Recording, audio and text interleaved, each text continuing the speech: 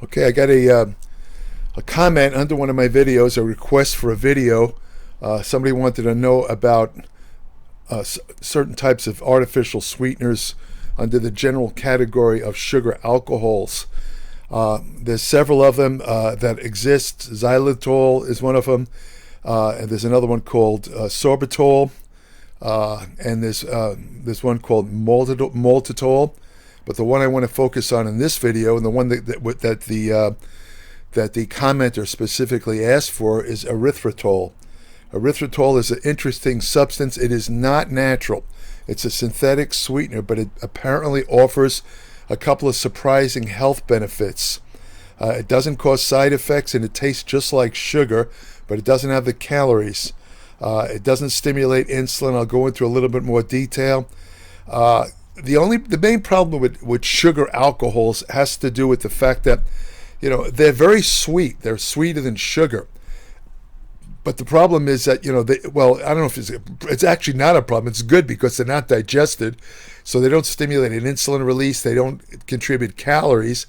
But because they're not digested, sometimes they prematurely ferment, some of them in the gut. And this can cause stuff like, if you eat too much of it, it can cause stuff like diarrhea and a little bit of gastrointestinal problems if you overeat. In small amounts, they're completely harmless. As a matter of fact, I did an article in my Applied Metabolics publication. One of the first articles I did in the first year I had it was an article called Kiss Your Dentist Goodbye. In that article, I discussed the merits of xylitol, which is a sugar alcohol. And what I pointed out was that if you ate xylitol, it was actually a dental program that it consisted of 4 different components, but the main component was actually xylitol, because xylitol, if you eat it, like you almost chew on it. It looks just like sugar, but what happens is the oral bacteria that normally work with sugar to cause cavity and tooth recession and gum disease, they kind of eat the sugar that you consume, and it produces acids. This is what causes the cavities and the dental problems and the gum recession. But when the oral bacteria try and eat xylitol, it doesn't provide any nutritional benefit for them, so they die out. So if you take in the xylitol, this is the theory, if you take in the xylitol in small amounts on a regular basis, within a few months, you're going to knock out all the negative bacteria in the mouth. And the mouth has its own population of bacteria, just like the gut. They call it the oral microbiome.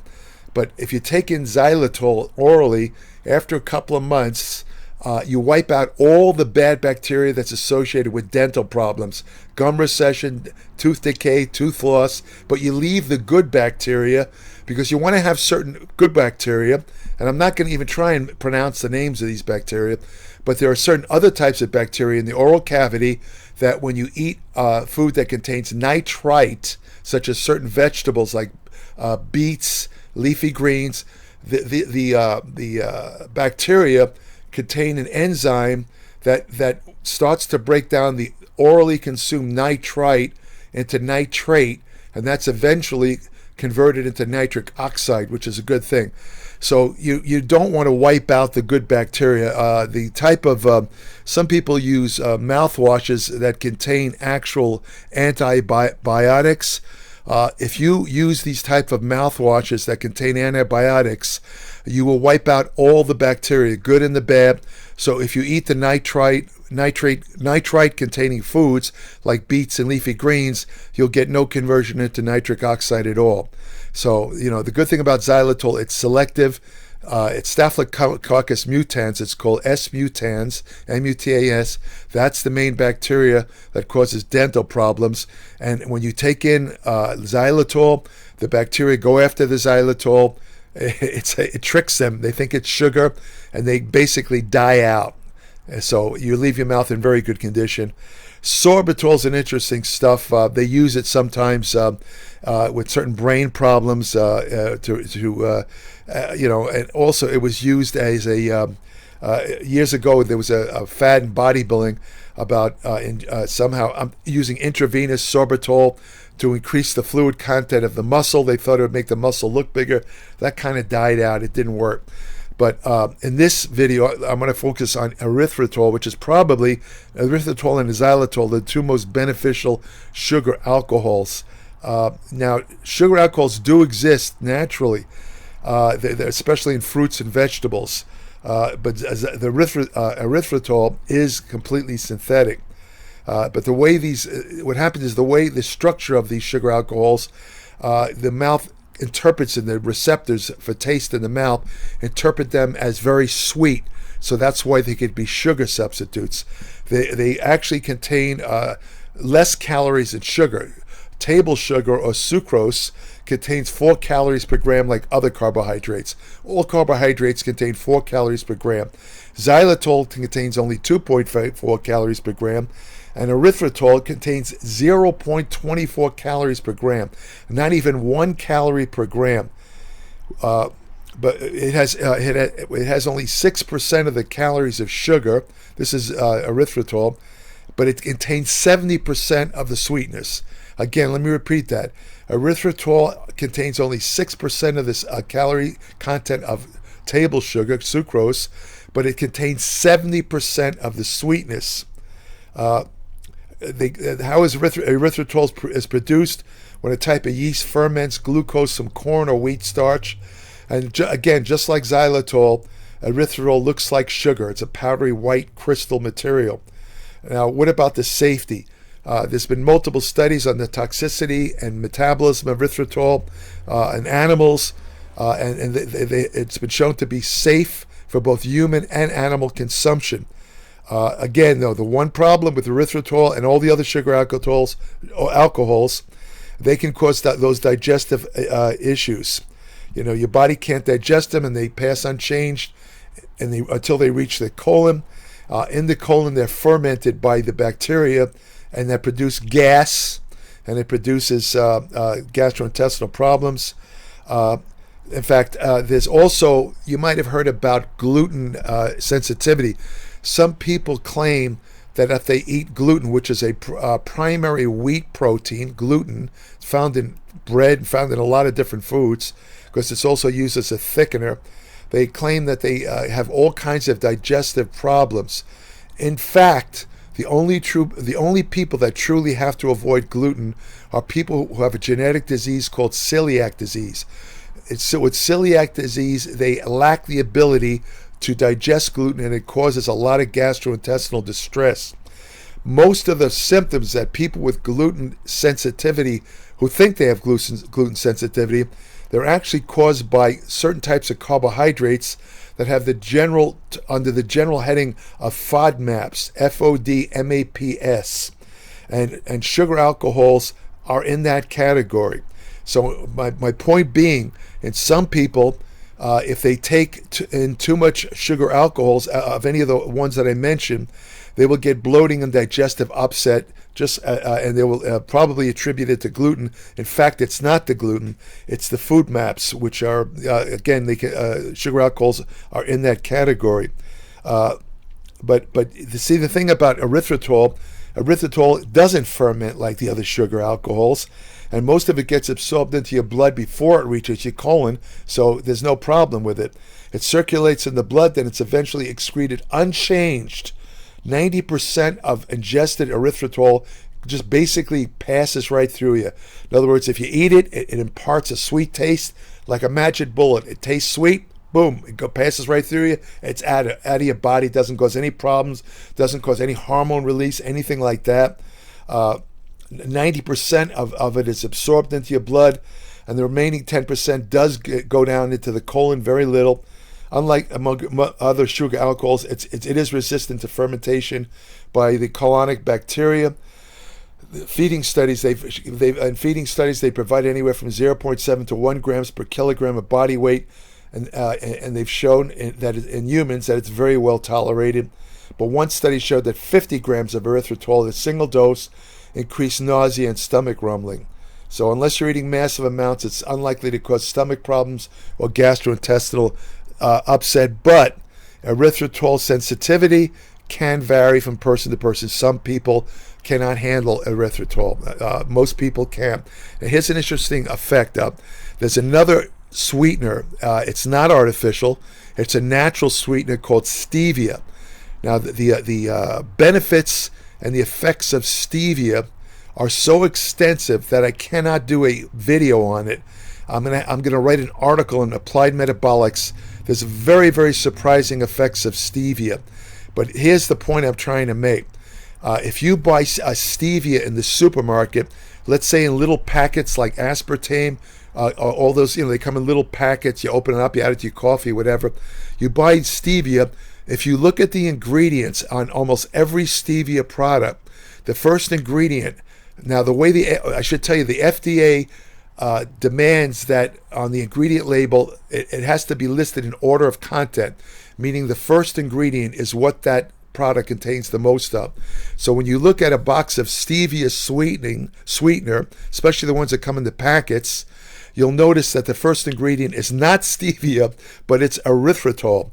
Now, what I'm trying to say is that stevia product is mostly erythritol. It does contain stevia, but it's mostly erythritol with much less stevia. That's something for your own information.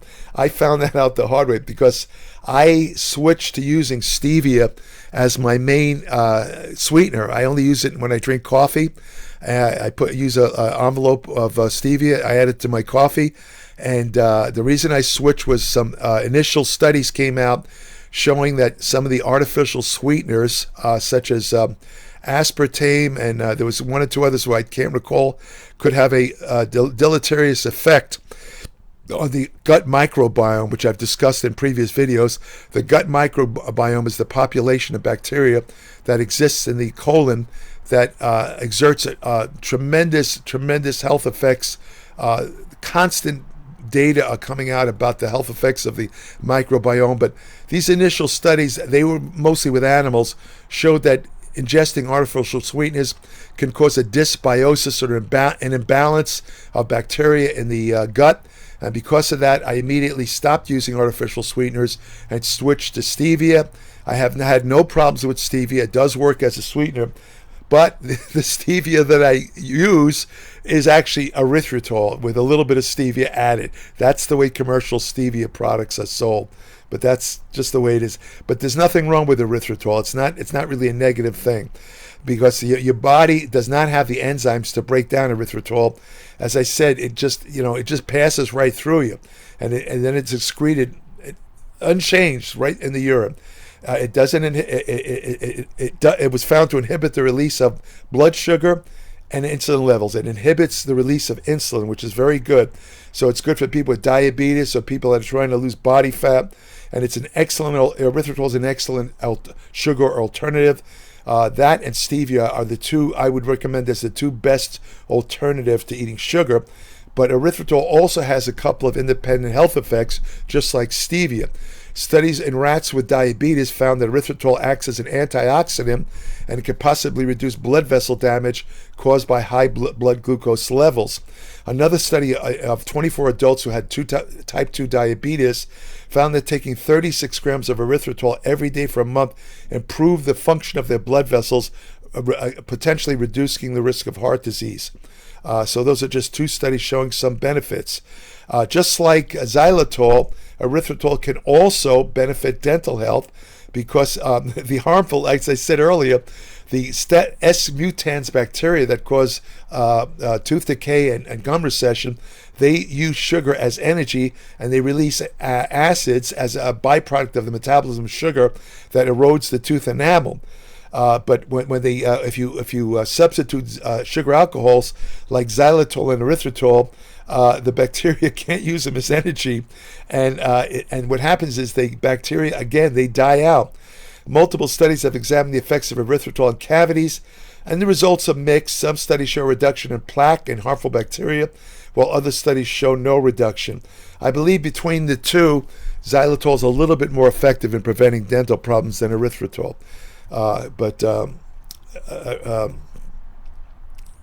There is, however, a 2016 review noted that erythritol is more effective against dental plaque and caries than xylitol or sorbitol.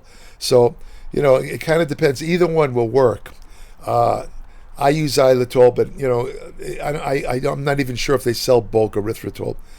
But again, that's about it for erythritol. You might see some. I don't know. I haven't really looked. I did this video because somebody asked me to do a video on sugar alcohols, so that's why I did the video. But I'm sure that there's some sites and there's some other YouTube videos that are probably saying, avoid sugar alcohol at all costs. They're dangerous, and they don't differentiate sugar alcohols from artificial sweeteners like aspartame, and there is a big difference because the sugar alcohols, they're semi-synthetic, and as I said, they're also found in nature, but they are much safer, and they actually offer some health benefits that the artificial sweeteners don't do. And to my knowledge, the sugar alcohols do not adversely affect the gut microbiome. The biggest problem, again, to repeat, the biggest problem with sugar alcohols is when some people are a little more sensitive to it than others. You might see some in the supermarket. They sell special keto foods, they call them, and they often talk about net carbs. They'll have a little box on the front of the product. It says net carbs 4 grams, and then if you look at the side where it has the ingredient list and the list of carbohydrate, protein, and fat, it'll say 17 grams of carbohydrates per serving. Now, how could it have 4 grams of net carbs and 17 grams of carbohydrate per serving? Well, it turns out that the 4 grams of net carbs are the carbs that are not sugar alcohol.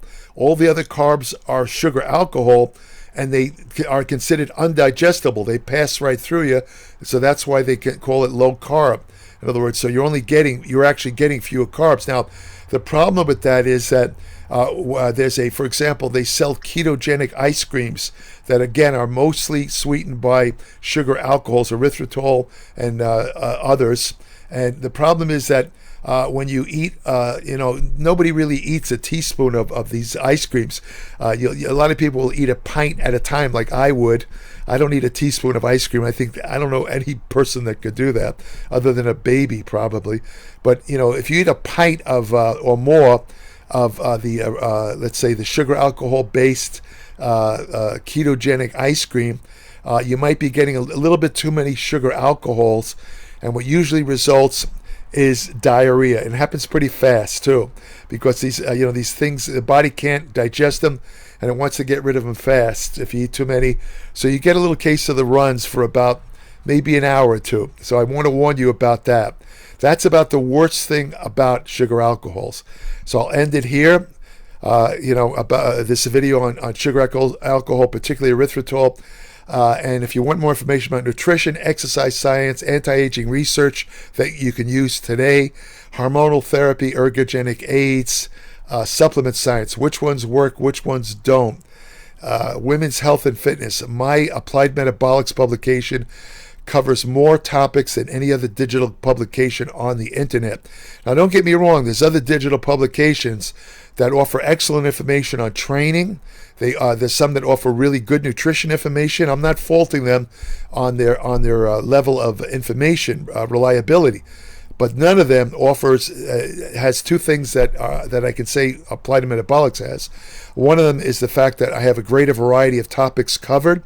And also, Applied Metabolics features my 62 years of study and experience in the trenches, in the gym, reading books, reading textbooks, reading medical studies. None of them, the people that write for them, can match that. Furthermore, none of them have almost 45 years of professional writing experience. And unfortunately, it does show when they're writing. I mean, they often tend to be a little bit too technical for the average reader. You won't find that at Applied Metabolics. I was a magazine writer for 35 years. I know how to write for the public.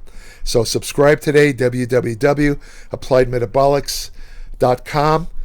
When you subscribe, if you subscribe, send me an email, and I'll send you an invitation to join my private Applied Metabolics Facebook page, where each day I post new information on nutrition, exercise, and general medicine and health. It's really good. It's like having a second newsletter. There's a ton of information on that Facebook page. And also I have an email portal on my Applied Metabolics website, where current subscribers only. I don't accept unsolicited questions, but current subscribers can send me short questions, anything that they might have read in Applied Metabolics or anything that comes to mind related to nutrition and exercise, and I'll try to answer them. I call that a bonus for subscribing to Applied Metabolics. I appreciate the fact that somebody has subscribed, so I will try and answer their question. Obviously, this doesn't apply to people that have not subscribed. For them, if they want to do a consult with me, that's fine, but that's going to have to be a charge. I just don't have time to answer dozens of emails for free. I'm not going to comment on that. I'm just going to leave it at that. But anyway, so subscribe today. You won't be sorry. I guarantee you'll learn something from Applied Metabolics. www.appliedmetabolics.com. What else could I say? If you want to have the best friend you'll ever have, go to your local shelter, adopt a dog. They're beautiful animals. They're great. They are your friends for life. They will never turn their back on you. Myself and possibly everybody watching this video, you might have had people in your life that turned on you or left you or talked behind your back, so whatever. You'll never get that from a dog. Never. They're 100% loyal. That's why I love them. So I love all types of dogs, including the so-called bad dogs like pit bulls and Rottweilers. They're great dogs if they're treated right. Listen, if you take a human being at birth and you beat him up and you curse at him, you abuse a child, it's not going to grow up to be a normal adult. It's going to grow up to become a criminal or a sociopath that wants to kill and hurt other people. It's the same with animals. Animals react to the way you treat them. And that's about it. That's what I'll say. Also, I'll just end this by saying, if you enjoy my videos, and I post them every Tuesday, actually early Monday morning, like in the middle of the night, but they're on, officially it's Tuesday. Every Tuesday I post a new video. If you feel that my videos are of value to you, please subscribe and please tell other people about the existence of this channel. It's completely free. I don't charge for it. And when you subscribe, I believe that Google sends you an email giving you notice that a new video has been posted. I'm not sure how that works, but just for your own information, a new video is posted every Tuesday. Take care, and thank you for listening.